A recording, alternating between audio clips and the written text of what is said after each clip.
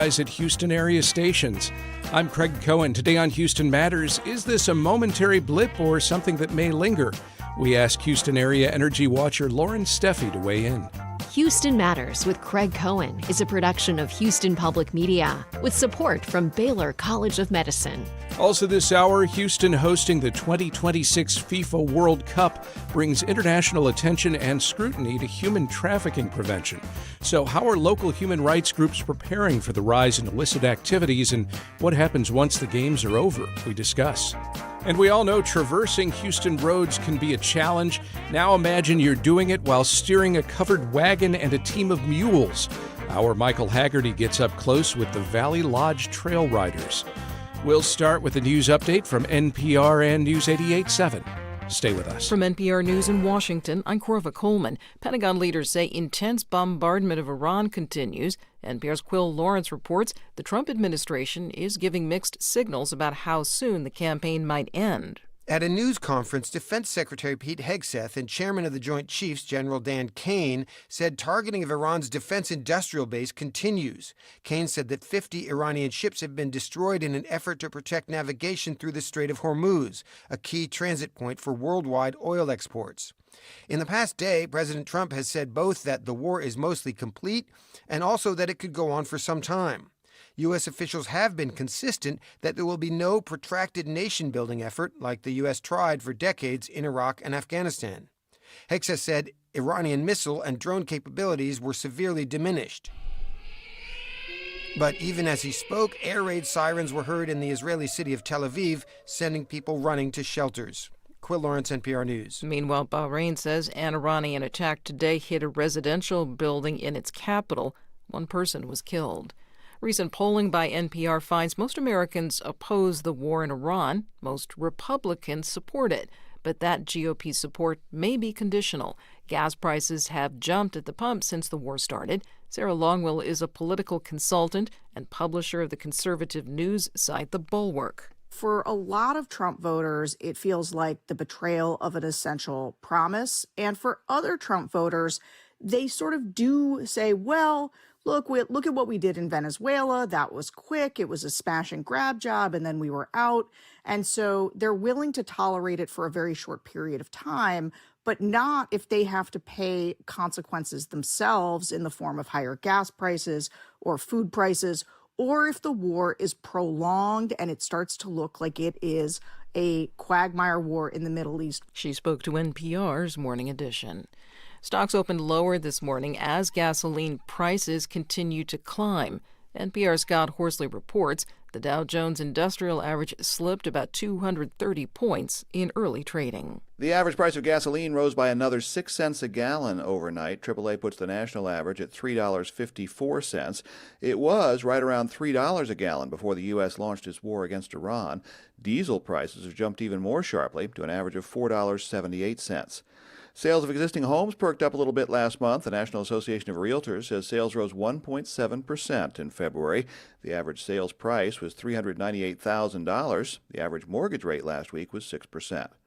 Asian stocks were up overnight. Japan's Nikkei average rose nearly 3% after revised figures showed that country's economy grew a bit faster at the end of last year than initially reported. Scott Horsley, NPR News, Washington. You're listening to NPR News. Support for NPR comes from NPR stations. Other contributors include the Lodestar Foundation, inspired by the maxim that helping someone else less fortunate is a path to a happier, healthier, and more meaningful life. Learn more at lodestarfoundation.org. This is NPR. Live from News 88.7 in Houston, I'm Matt Harab. Fort Bend ISD voted to close 7 of its elementary schools last night. Officials from the 6th largest school district in Texas said closures were due to declining enrollment.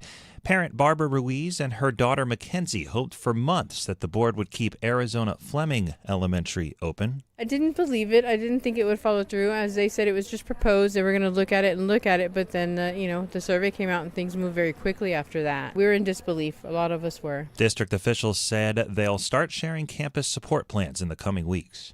The University of Texas Medical Branch in Galveston is looking to transform Galveston Island into one of the healthiest places in the world. News 88.7's Juliana Washburn tells us how. UTMB Galveston kicked off its partnership with Blue Zones Project last week. The goal is to make tangible change, like improving walkability and implementing new policies to help people live longer and healthier lives. The project uses inspiration from health hotspots around the world. Jochen Reiser is the president of the University of Texas Medical Branch. I want to see better food choices in the island.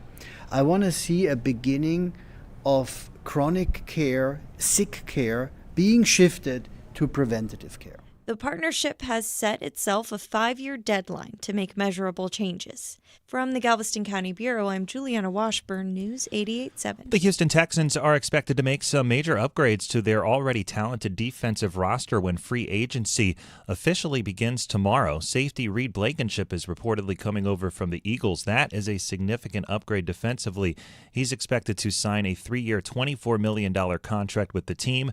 Former edge rusher Dominique Wilson is also expected to be a new Texan. He spent 4 seasons with the Bears. Meanwhile, tonight in sports, the Rockets take on the Toronto Raptors. Should be a good game. Both teams have strong winning records. Houston is coming off a bad loss to the San Antonio Spurs, though, the last time they were on the court. Overcast skies right now, 75 degrees, currently 83 for the high this afternoon. I'm Matt Harrop, News 88.7. This is Houston Matters. I'm Craig Cohen. Thanks for joining us here on News 88.7 and Houston Public Media's YouTube channel. Ahead this hour, human trafficking prevention and the World Cup. A new report's assertion about modern-day lynchings. And we hitch a ride with the Valley Lodge Trail Riders.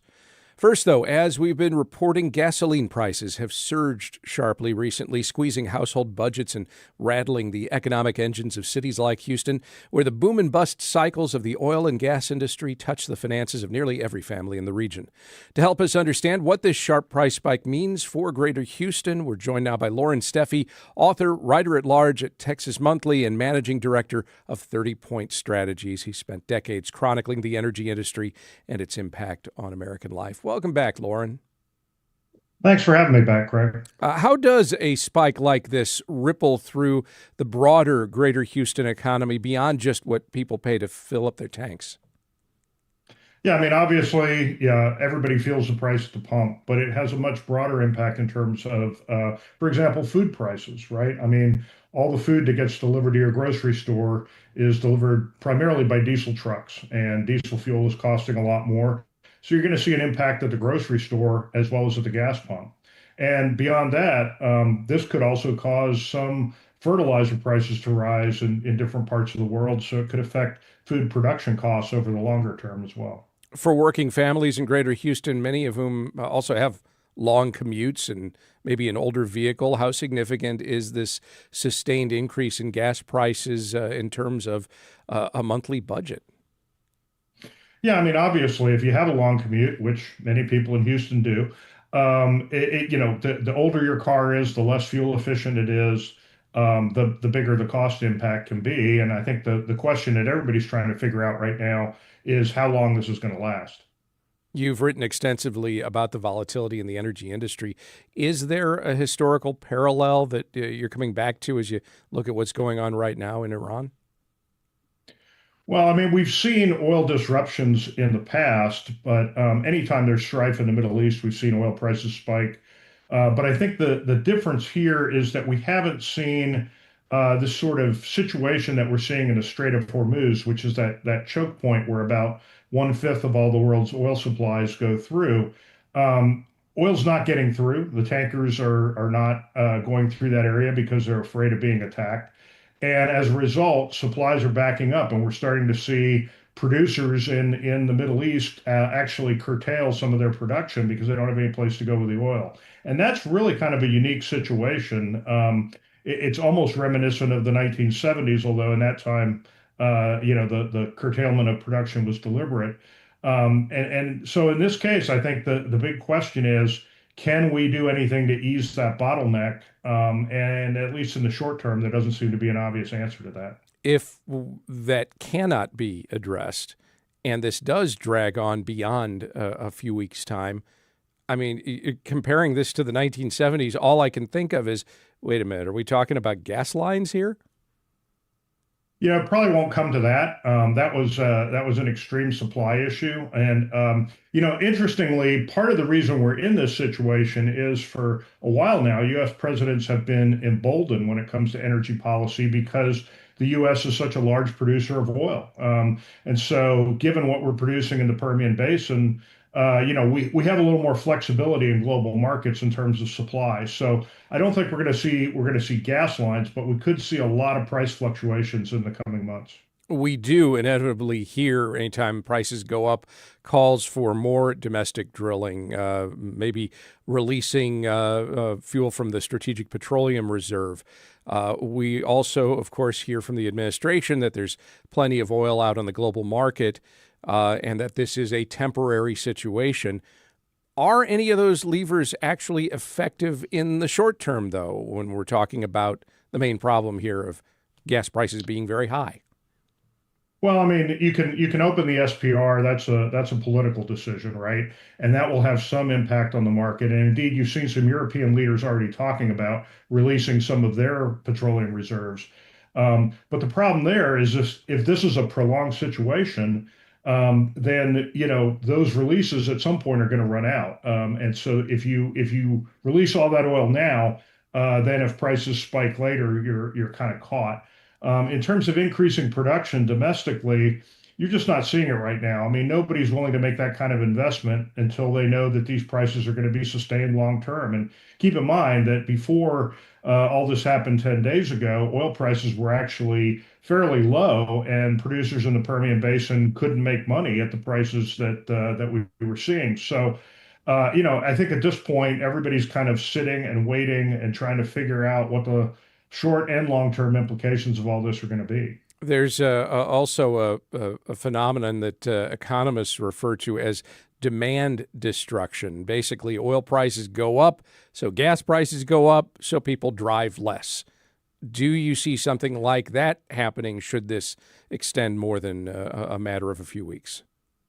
Well, and the threshold for that demand destruction is $100 a barrel oil, right? And we saw that yesterday. Prices kind of rocketed past that threshold and then have come back down a little bit.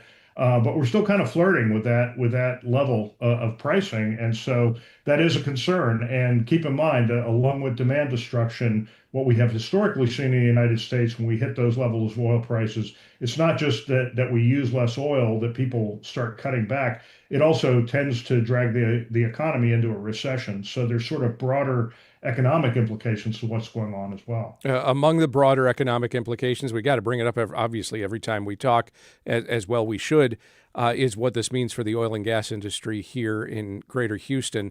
Upstream and downstream, who's benefiting, who's potentially hurt, should this be sustained for any period of time?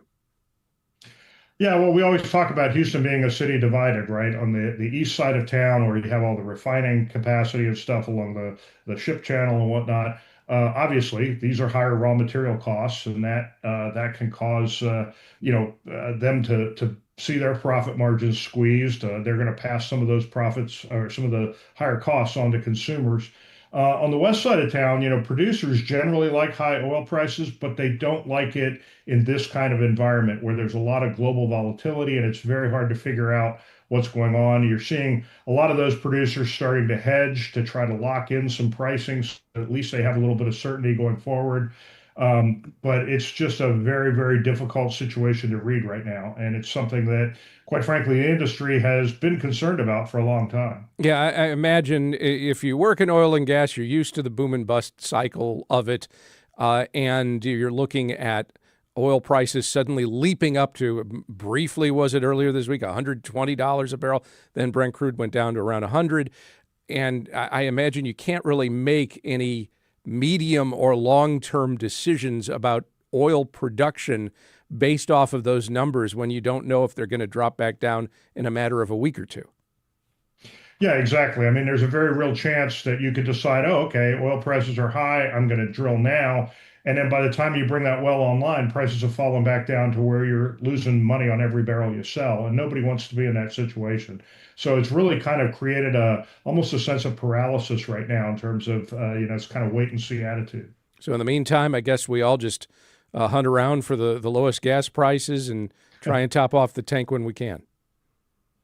Yeah, well, I wouldn't necessarily advocate topping off your tank. That can lead to a lot of gas lines and stuff in and of itself. But certainly over the next, I would say, few weeks to few months, I think gas prices are going to be pretty volatile. So it's going to be tough for consumers. Loren Steffy is the author of books about the energy industry. He's also a writer at large for Texas Monthly and the managing director of 30 Point Strategies. Loren, thanks very much. Thank you, Craig. Good to see you. Up next, with the World Cup and its matches just a few months away here in Houston, attention's being paid to how big events like it spark increases in human trafficking and a local crackdown. But what happens when those events are over and the spotlight's gone? We discuss as Houston Matters continues on News 88.7 and YouTube.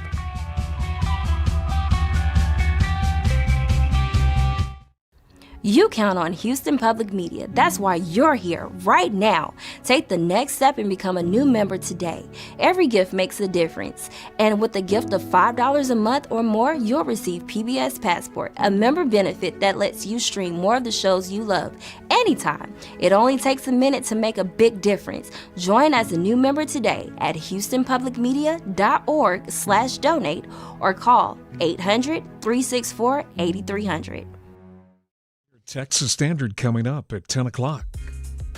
Support for Houston Public Media comes from listeners like you and from Baylor College of Medicine. Baylor's work centers on advancing health and medicine through research, education, and patient care. Houston Public Media presents The Moth Story Slam. Tonight at Lambert Hall, doors open at 7 p.m. The theme of the night is fumbles and fouls. Stories about a moment you dropped the ball. Tickets at houstonpublicmedia.org/themoth. This is Houston Matters. I'm Craig Cohen. Houston will host FIFA World Cup soccer matches starting in just a few months. FIFA is the global nonprofit that governs such tournaments. It has more than 200 member associations.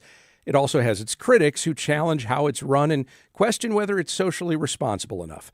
Under such scrutiny, FIFA does require each host city to establish a plan that demonstrates human rights protections. For instance, vendors at the World Cup matches here must pay employees at least $15 an hour and follow specific anti-human trafficking guidelines. And that last part makes sense. Human trafficking does tend to occur more in the days during such major events, but it also tends to spike after them. So what happens when the games are over and the world's attention moves on?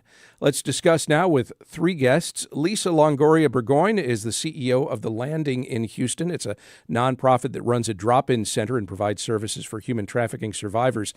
Titus Benton is the chief of staff, and Taylor Woodruff, prevention and outreach manager. They're both with the Houston-based nonprofit United Against Human Trafficking. Welcome to you all. Thanks, Greg. Morning. Happy to be here. And as we chat, we welcome you to the conversation as well with questions or comments. You can call or text 713-440-8870. You can email us at talk@houstonmatters.org. You can also comment on our live video feed on Houston Public Media's YouTube channel. Titus, let's start simply with this. When we use the term human trafficking, some might picture some international smuggling operation across a border, but it's more than that.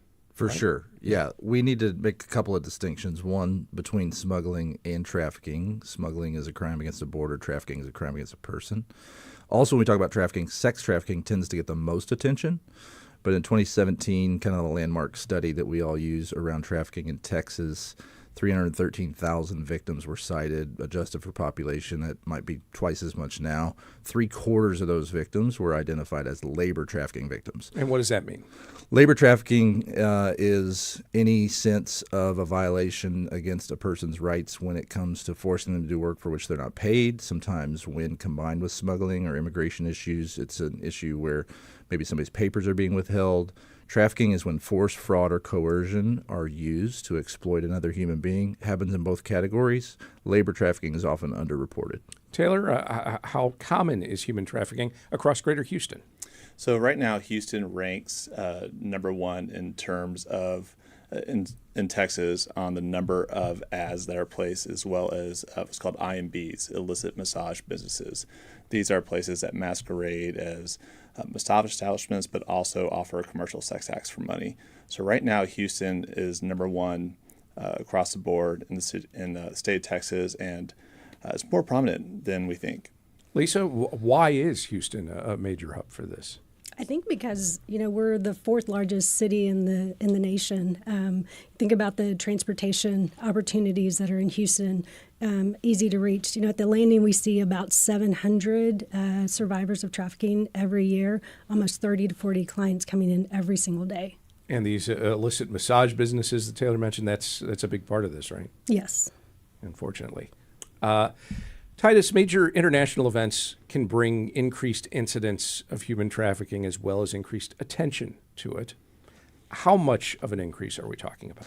So the data is actually pretty clear that we don't see necessarily an increased incidence, but what we do see that I think prompts a lot of this kinds of discussion is increased awareness, increased law enforcement activity.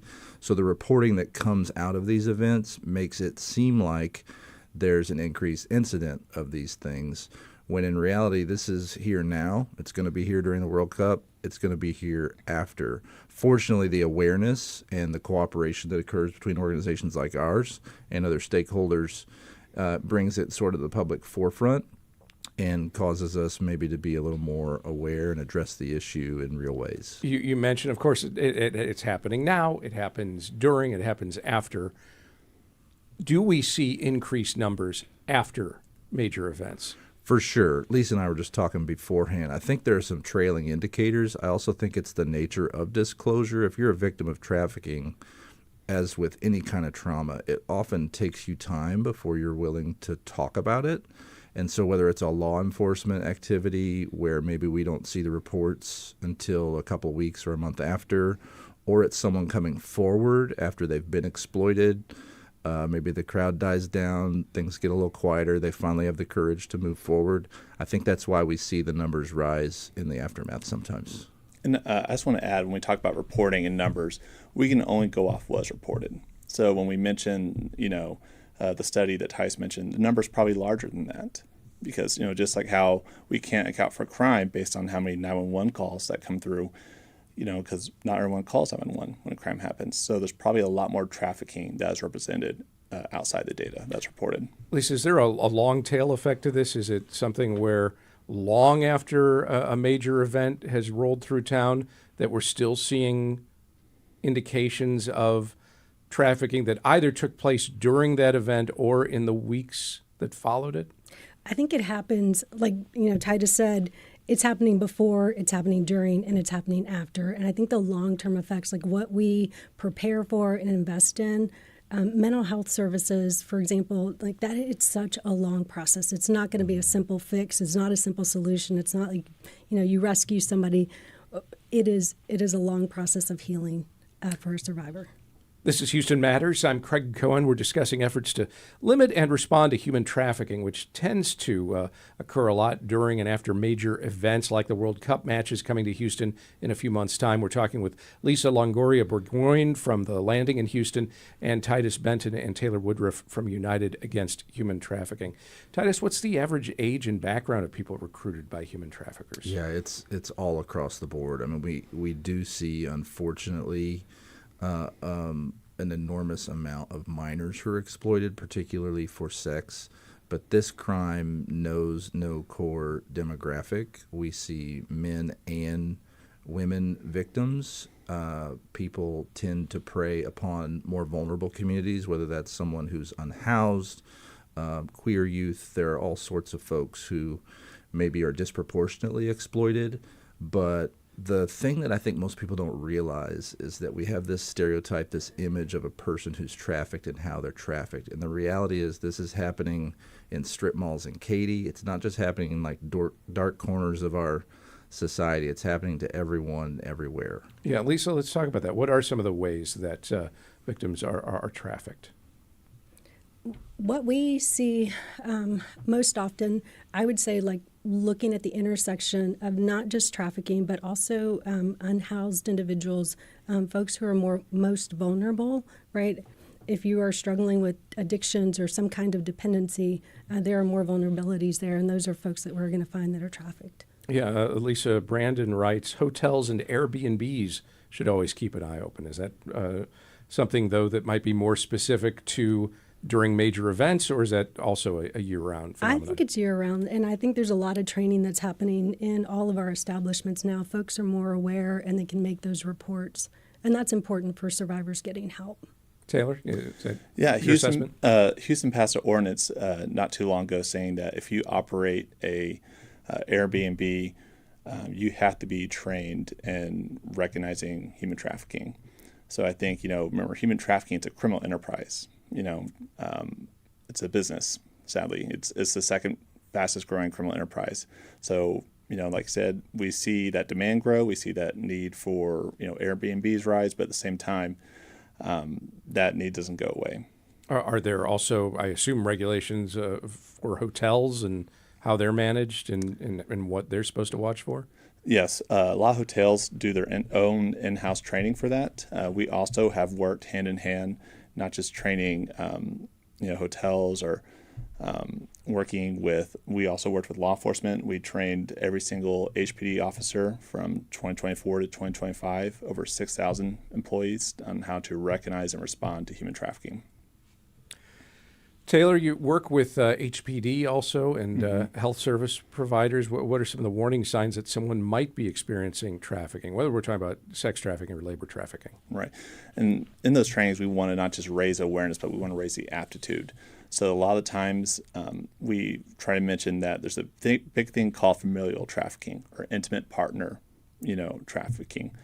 And so we want to say, hey, just because someone is a husband or someone is a neighbor, it doesn't mean that they're excluded from being a potential trafficker. Those are the highest rates of trafficking. Titus mentioned force, fraud, and coercion. The most common two types of trafficking are fraud and coercion.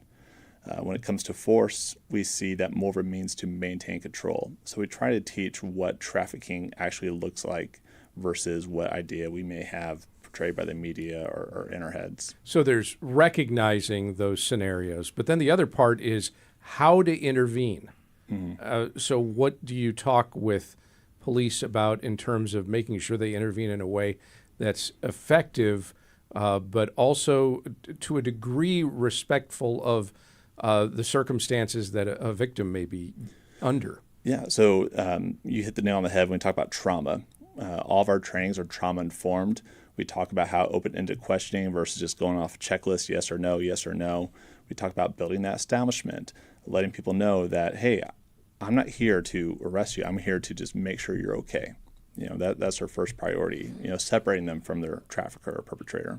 And Lisa, what are some of the kinds of services that are most critical in those moments? If I can just add to that, one of the things I think that Houston does really well is bring in a multidisciplinary team response. So when law enforcement is, for example, setting up an operation, a sting operation, and they are actually targeting, right, they have advocacy agencies like the Landing with them on site so that we can be a part of that trauma-informed response. And what do you do then? What are the sort of immediate services that you provide, say, in the first 24 hours? We would have a case manager on site that would talk to the survivor about stability, about housing, about case management services, the resources that are available.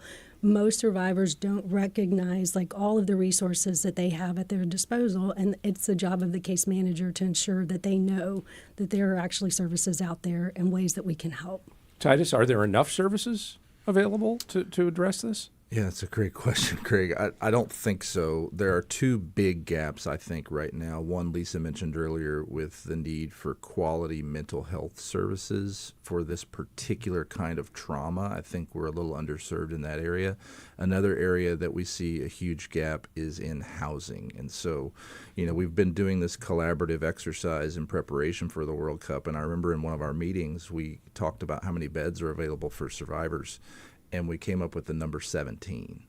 Now, we don't know how many recoveries, disclosures will occur during the World Cup, but what we know is in an ongoing way, housing is an enormous gap for survivors of trafficking that we desperately need to fill. Let's take a call. Chris is on the line from Cyprus. Chris, what's your question or comment? Hi. Just one question. Is there an outward signal or an outcry that a person might make if they see someone and they're asking for help? Okay, great question. What if somebody identifies a circumstance where they think there may be trafficking occurring. Is there something specific they can do that is a safe way to signal that to whoever needs to know? For sure. There's a human trafficking hotline that we can make available to folks. There's obviously, I think what needs to be understood is that this is not an opportunity for vigilante justice. Sometimes the media does portray some things that are probably not best practice.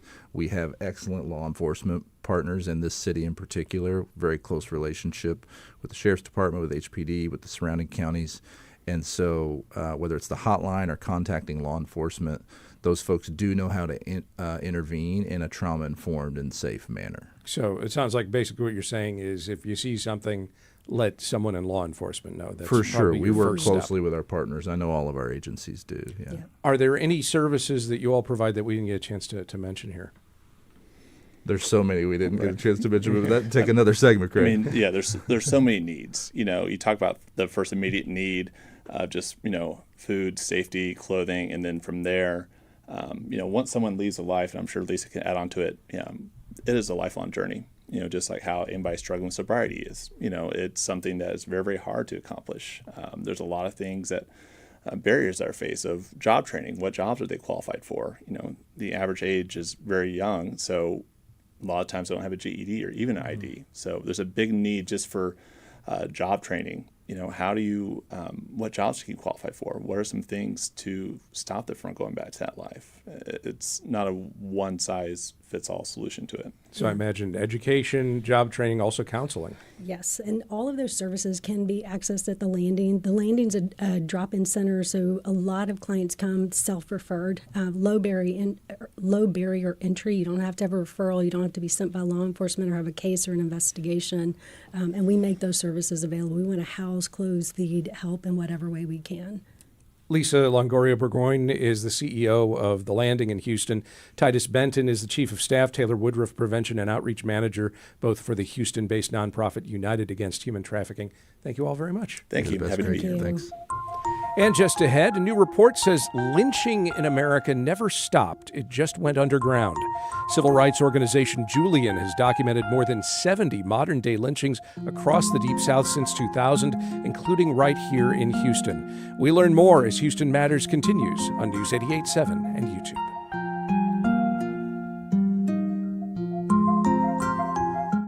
It's not just your car. It's the one that brought your kids home from school, took you cross-country, held memories, laughter, even a few breakdowns. When it's time to let go, give your car a new purpose. Donate it and turn memories into meaningful support for this station. Plus, you'll enjoy free and easy pickup, potential tax benefits, and a simple donation process.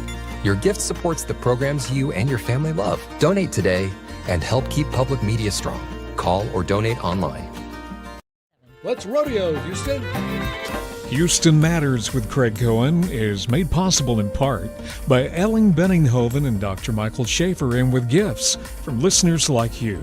Support comes from Asia Society Texas, offering spring break anime workshops and the closing weeks of the House of Pikachu, art, anime, and pop culture exhibition. More information at asiasociety.org/Texas. This is Houston Matters. I'm Craig Cohen. A new report from the civil rights organization JULIAN challenges a widely held belief that lynching in America ended decades ago. The report, titled A Crimson Record, documents more than 70 cases of what the organization calls modern-day lynchings across 7 southern states since the year 2000. The report presents new evidence suggesting many of these deaths, often ruled suicides, may have been deliberately misclassified. Collen Jefferson is the founder and president of JULIAN. She joins us now to talk about what her organization's found and what she believes should be done about it. Jill, welcome to Houston Matters.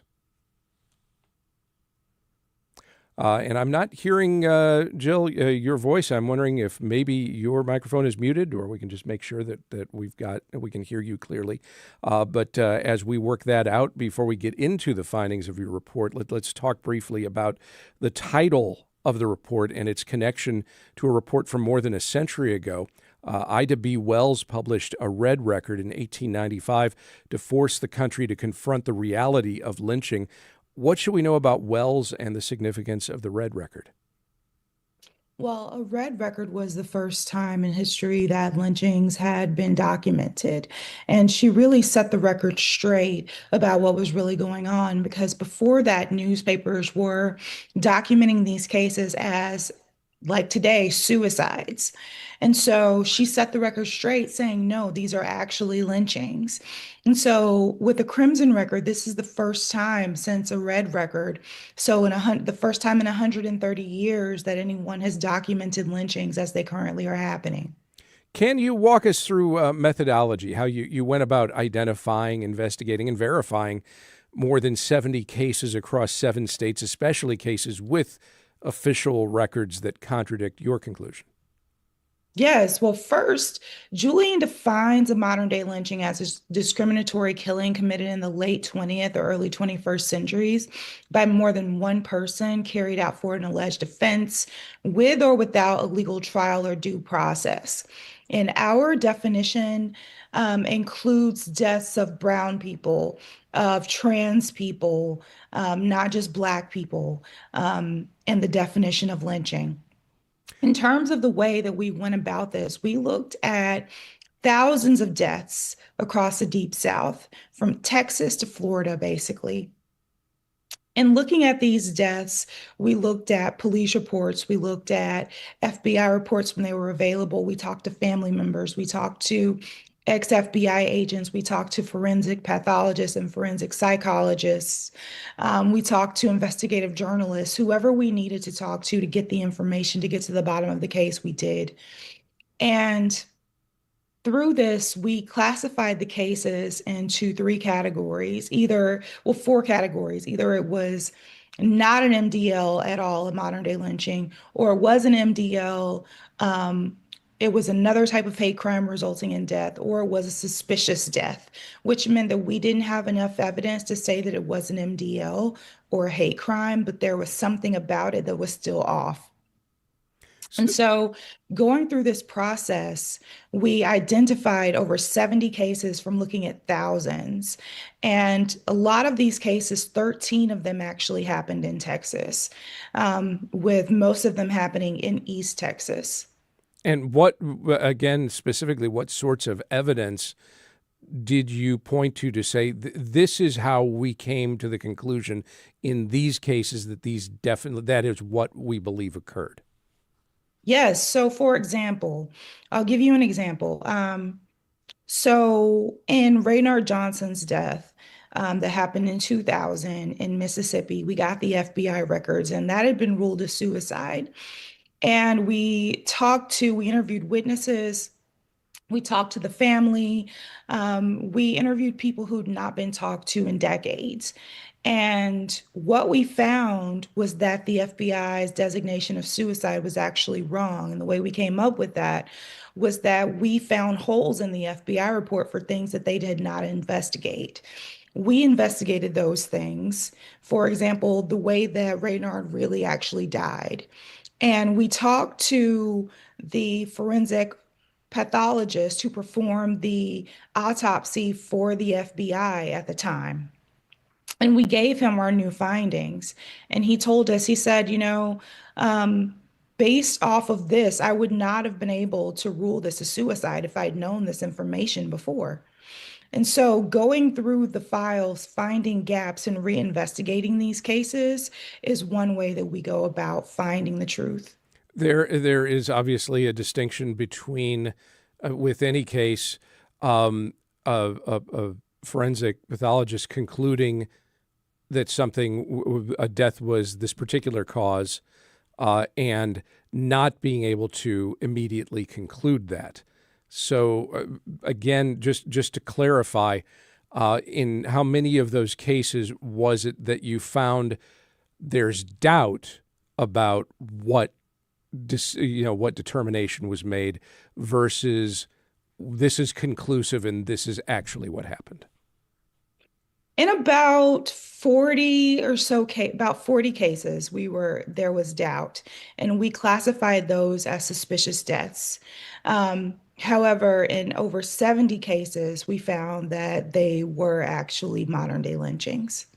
Okay. Again, forgive me. I'm trying to sort of pin down exactly how you you ultimately concluded that the evidence you cited in the one case sounds like you got a conclusion from a forensic pathologist who said at the time he would not have, if he'd had the evidence that you turned up, he would not have ruled it a suicide. That doesn't mean he would have ruled it a lynching. You see what I mean? Yes, I see what you mean. And in that situation, the other evidence that we presented to him, he said if he had had that information, that he would have leaned toward ruling it a lynching. He said that it definitely was not a suicide, though. And I'll give you another example, because I have tons of them. Willie Andrew Jones Jr.'s case, where the Mississippi Bureau of Investigation investigated, and we looked at their files. We found that that case was originally ruled a suicide, and it was most definitely a lynching. And that we found that out from just our own sources. So, for example, in a lot of these cases, would the witness statements go against what police have said? Witnesses had been intimidated. Witnesses had never been talked to in some situations. In Willie's case, we found a witness who actually heard him fighting for his life. The police had never interviewed this person. We also found surveillance footage that the police had never looked at. We found someone who the lynchers had tried to lynch before they lynched Willie, and they were unsuccessful in lynching him. We found people who they had threatened to lynch after they lynched Willie. And in all of this, we found as well that Willie had an arm injury that would have prevented him from hanging himself. And so all that led us to conclude that this in no way could have been a suicide.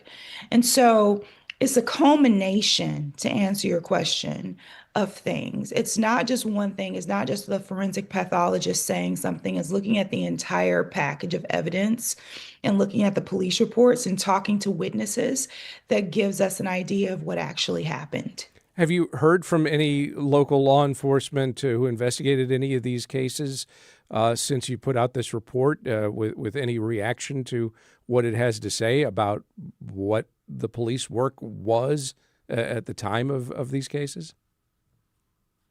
No, not since putting out the report, but in some of these cases, we already had conversations with them before going public with this, and they knew that we had found that there was evidence that it was not a suicide, and they knew that we were going public with that, and they still refused to charge the lynchers. They still refused to do their jobs, and so in that, I hope that this report will actually spark change and will lead people to say, hey, let's look at this again, and maybe let's do the right thing this time. What's the reaction you've received from families of people determined to have died by suicide when your organization says, no, we believe they were in fact lynched? Well, the thing is, if a family, usually families, they get information that other people don't get. People come to them saying, I have a lead, I have a clue, I have evidence. And the families tend to have their own sense of what may have happened or didn't happen. So if a family says that they believe that their loved one committed suicide, we believe that. And we don't go beyond that. In the situations where families have said, we think something is going on here, that's when we look. And so to answer your question, there is really no conflict there because we don't look at the cases where families say that it is suicide. Generally, we tend to think of lynchings as something insidious from our distant past. Emmett Till was lynched in 1955. That was more than 70 years ago. How have folks reacted to your assertion that lynchings are still happening and not something only from generations past? We've been doing this work for years now, and usually people do not want to believe it. They really want to believe that this is something that is from decades ago, a part of our history that is over, but it's not. And when you present them with some of the evidence and they start to see, then their eyes are opened. And so in these situations, you have people who just don't want to believe. They don't want to believe that America is still where we are. But that's the fact of the matter, that we are in this position, and these cases are deliberately being labeled as suicides. And something that I would like to talk about at some point are the recommendations to actually make these cases better and to make this process better. I wanted to get right to that. First of all, aside from directly reinvestigating the cases that you believe you've uncovered, what else would you like to see change? What reforms take place to keep something like this from happening in the future? So there need to be reforms on the federal level, the state level, and the local level. On the federal level, we need to amend the Emmett Till Anti-Lynching Act, which was passed in 2022, because it is toothless. It does nothing. And so we're actually in the process of working to amend that right now with the congressman. On the state level, we need state level anti-lynching bills as well. And we need to increase the requirements for coroners across the Deep South, across the United States, actually. So, for example, in some places like Mississippi, to be a coroner, all you have to have is a high school diploma or equivalent and pass a test. These are people who are making cause of death determinations. I could be a coroner tomorrow if I pass a test. I am not qualified to make cause of death determinations. And so part of the reason why these cases get mixed up and there are so many faulty rulings are because the people who are actually making these determinations are not competent to make these determinations. So we need to increase the requirements for coroners. In the state and federal legislation, we need to make sure that we have an independent pathologist present at the autopsy. And so at the state's autopsy, so that we lessen the chances of there being a faulty ruling by having someone who is experienced in these types of cases overseeing the autopsy. There needs to be an independent prosecutor in these cases that's appointed by the Attorney General that can actually file charges in court for these cases instead of there being local officials investigating them. We also need, on the local level, there need to be new standard operating procedures for police that teach them and train them how to investigate these cases. I can't tell you how many times I get a case and it's awful, the situation that's in front of you, because the police did such a shoddy job of investigating in the first place. They didn't preserve the crime scene. There are no photographs if there's a hanging. There are no photographs of the knot or the anchoring object or how the ligature was tied around their neck. You know, all of these different things need to change. And so from the state level, the local level, and the national level, there are changes that really need to happen. And I can go more in depth into that if you'd like. But well, we do need to wrap up now, but I appreciate your time. Jill Collen Jefferson is the founder and president of JULIAN. Thanks so much for joining us. Thank you so much for having me. And still to come, we all know Houston traffic can be challenging, but now imagine you're in it while steering a covered wagon and a team of mules. Up close with the Valley Lodge Trail Riders as Houston Matters continues on News 88.7 and YouTube.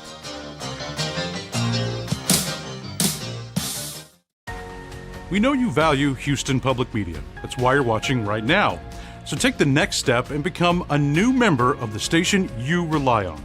Every gift makes a difference. And what matters most right now is supporting the station that brings you the news and information you rely on. It only takes a minute to make a big difference. So join as a new member today at houstonpublicmedia.org/donate or call 800-364-8300. From the Houston Symphony, presenting Beethoven's Fifth Symphony, March 20th through the 22nd. The four-note opening sets the stage for this symphonic work, paired with the premiere of Andy Akiho's Timpani Concerto. Tickets at houstonsymphony.org. Support for Houston Public Media comes from downtown Houston, moving forward with more people back in the office, more visitors every week, and over $1 million grant dollars invested into small businesses and storefronts. More at downtownhouston.org. Under normal conditions, traveling along Houston's roads and highways can be challenging. Now, imagine that same commute, but on horseback or with a team of mules pulling a covered wagon. That's what happens, of course, each year as trail riders come into the city ahead of each Houston Livestock Show and Rodeo. Late last month, Houston Matters producer Michael Haggerty hitched a ride with one of the oldest trail ride groups taking part this year. We've all seen some crazy things on Houston roads and freeways, and understandably get frustrated when those things bring traffic to a halt. But there is one time of year when we're all, hopefully, a little more forgiving when traffic comes to a stop for one of the most unusual things you ever see on Houston roads. Riders on horseback leading a caravan of covered wagons into the city for the rodeo. More than a dozen horseback riders in turquoise shirts are carrying flags as they lead 4 wagons down the last few yards of Barker Cypress before it intersects with I-10. They turn into an empty park and ride lot as onlookers take video with their cell phones and wave.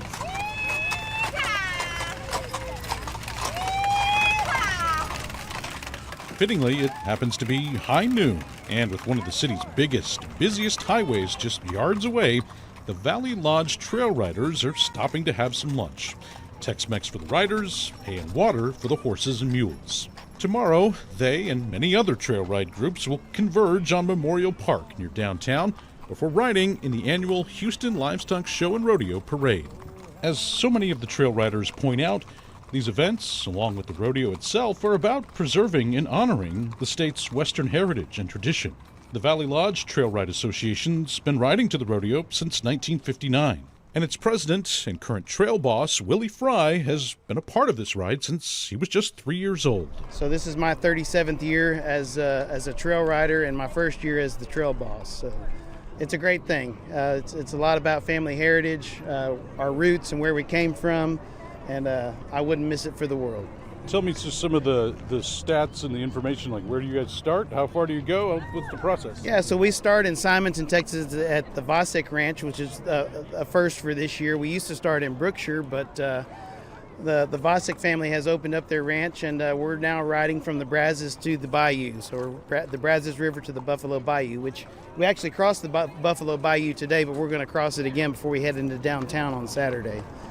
So the goal is to get to Memorial Park where everybody kind of meets up and then does the big parade, That'll be tomorrow, yeah. So tomorrow we'll ride into Memorial Park about mid-afternoon, and then the big parade on Saturday. So how many stops do you make along the way? Where do you how long is each day's ride? So we stop as needed. Each day average from about 10 to 15 miles a day. Some days are pushing 20, but... Yeah, so you came in, so we're here, as you can hear in the background, mere feet away from I-10 right. at Barker Cypress here in the park and ride. So obviously, yeah, you're dealing with traffic, and the police escort kind of helps you out. But I mean, what's it like, riding through streets and roads of Houston once you get into the city? We have very good support on our ride. We've got law enforcement following us the whole way. Got escorts going the whole way with us, and we actually just came through an area of non-traffic, so that was a nice relief for us. But we're good with it as long as everybody else keeps their patience. It only lasts for an hour, maybe a day, maybe a couple days, maybe a week. But bear with us, and we'll be out of your way soon. Yeah, I think there are many interruptions to traffic around Houston, and this is at least one that people shouldn't get mad at. It's fun to watch. People are stopping to take photos and just to watch it all happen. Absolutely. It only happens one time a year, and in my opinion, everybody says Christmas is the most wonderful time of the year. I think it's right now. Getting ready for rodeo, trail riding into town, you can't beat it. Yeah, I mean, what do you do along the way? What do you enjoy about the different stops and everything? Well, we're just going down the trail, so we stop. We have a nice time of fellowship at each stop. We have a big lunch every day, and we've got a lot of folks here to support us, and we really do appreciate everybody staying with us and understanding what we're trying to accomplish here. So when you get to each stop, do you spend the night there? Do you camp? What do you do? So in the evenings, yes. Each stop along the way, in the evenings, we spend the night. We camp. We, if you don't have a camper, go get a hotel room close by. But yes, we spend the night. We have a big dinner every night, and it's a great thing. What do you look forward to this every year about getting together with these people and doing something I imagine that's very different than ordinary life? Yeah, it's a tradition. I mean, it's been a tradition for me since I was 3 years old. It's a tradition for my family. My family has roots here in the west side of Houston, Katy area, Barker, Cypress, old Addicts. I mean, it's where Dad grew up. It's where our family. My last name is spelled Fry, F-R-Y. So we do have a road named after us. The road keeps getting longer every day, but we're very proud of our heritage and our roots here, and we like the spot we're in. My name's Connor Hedegaard, and I drive the lead wagon for Valley Lodge Trail Ride. So we've got the lead wagon here with the team of mules here that are pulling it. Tell me about these guys. So the team I drive, their names are Linus and Lucy. They've been pulling the wagon now for the last 5 to 10 years of the ride, and they are really good at pulling the wagon. What's it like driving this thing all those miles and through the country, but also through cities? Driving the wagon is always fun. It's not something that a lot of people get the opportunity to either drive and or to ride in the wagon. So it's always fun driving it down the road, seeing everyone's reaction. How fast are you guys moving in these? We're moving at roughly 3 miles per hour. So it's faster than a walking pace, but way slower than what a car normally does. But the biggest thing is just for anyone in cars is just going slow around them. Don't honk the horn, and then just smile and wave as you're passing by, so we can all see that you guys are having fun watching us. Yeah, what is it like maneuvering through the roads and highways, and then as you get to the big city, they get bigger? Today you had police escort. Is that always the case? Yes, so we always have a police escort that helps us on the road to ensure safety and making sure that all the cars around us are not too close to the ride, but they're able to still see the ride as we go down the road. What kinds of reactions do you get from people as they watch this go by? Most of the reactions that we get are always good reactions. They're always happy to see the trail ride going down. We always have the same people that always come out to visit us at each of our break stops that always likes to see us. So it's always fun seeing their reaction. Very different than the normal Houston traffic, that's for sure. And it also means that the rodeo is coming, which is exciting for people. It is. I know a lot of people always look forward to the rodeo, and a lot of them don't realize that all the trail rides come all around Houston, and that is what initiates the rodeo once the parade through downtown Houston happens. Yeah, it all starts long before the rodeo actually kicks off then. Yep, and it makes it, for a lot of the people, they always enjoy it, so they always like seeing the ride and everything. What do you enjoy about being part of this and this whole experience? I enjoy being on the ride because it ensures that all the Texas traditions of wagons and horseback riding still go on. And I've been doing it for so long, it's a yearly tradition for me now, so it's always fun to do. With the Valley Lodge Trail Riders at their stop along I-10 in Barker, Cypress, I'm Michael Haggerty for Houston Matters. And that'll do it for today's show. The Houston Matters team includes Michael Haggerty, also Joshua Zinn, Brenda Valdivia, Micho Jacob, and Laura Walker. Tom Carter was our technical director today. On tomorrow's show, our Wednesday political roundup and a health museum exhibit explores the science and humanity behind the fight against cancer. I'm Craig Cohen. Join us tomorrow for those and other Houston Matters.